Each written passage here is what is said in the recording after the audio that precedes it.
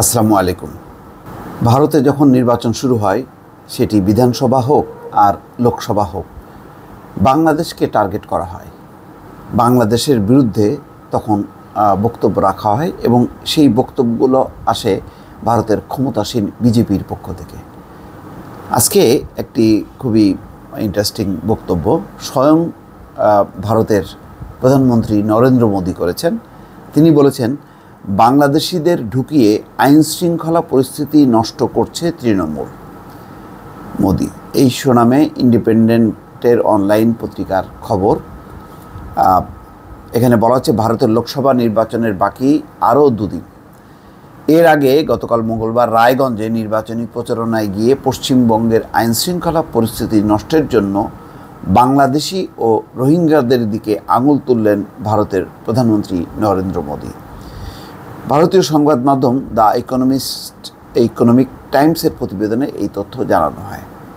সমাবেশে ভারতের প্রধানমন্ত্রী বলেন, বাংলাদেশি রোহিঙ্গাদের ঢুকিয়ে বাংলার জনবিন্যাস বদলে দিচ্ছে তৃণমূল কংগ্রেস। তিনি বলেন, আজ বাংলার যেসব ভাই বোন বিভাজনের শিকার, দেশ ভাগের শিকার, তাদের নাগরিকত্ব দেওয়ার বিরোধিতা করে তৃণমূল। অথচ বাংলাদেশি ও রোহিঙ্গা অনুপ্রবেশকারীদের ঢুকিয়ে বাংলার জনবিন্যাস এবং আইন শৃঙ্খলা নষ্ট করার অনুমতি দিয়ে রেখেছে। এরা নিজেদের ভোট ব্যাংক বাড়ানোর জন্য বাংলার ভবিষ্যৎ নষ্ট করে দিচ্ছে। কত একেবারে সরাসরি বাংলাদেশিদের নাম বলছে, রোহিঙ্গাদের নাম বলছে।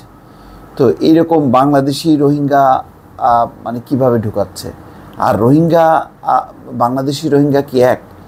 রোহিঙ্গারা হচ্ছে মিয়ানমারের। তারা বিতাড়িত করেছে,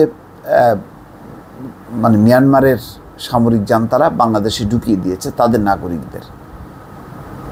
তার কি নরেন্দ্র মোদীও মনে করেন যে এই রোহিঙ্গারা বাংলাদেশি? আর বাংলাদেশিরা কোথায় ঢুকছে, কোথায় অনুপ্রবেশ করছে, কোথায় পশ্চিমবঙ্গে ঢুকে সেখানকার আইন শৃঙ্খলা পরিস্থিতি নষ্ট করছে? এক অদ্ভুত বক্তব্য।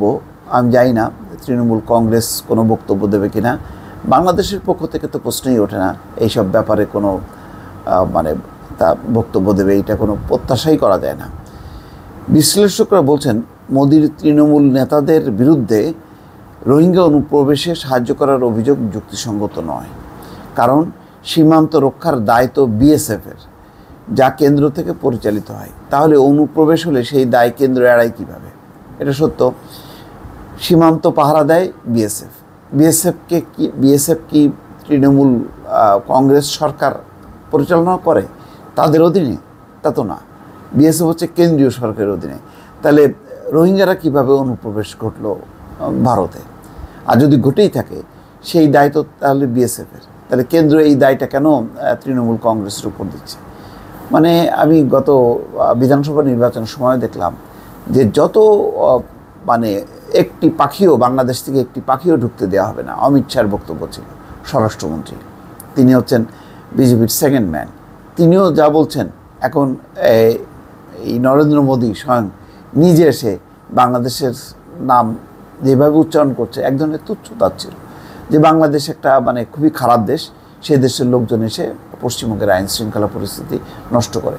অন্তত ভারতের প্রধানমন্ত্রীর মুখ থেকে এই ধরনের উচ্চারণ খুবই বেদনাদায়ক এবং হতাশাজনক।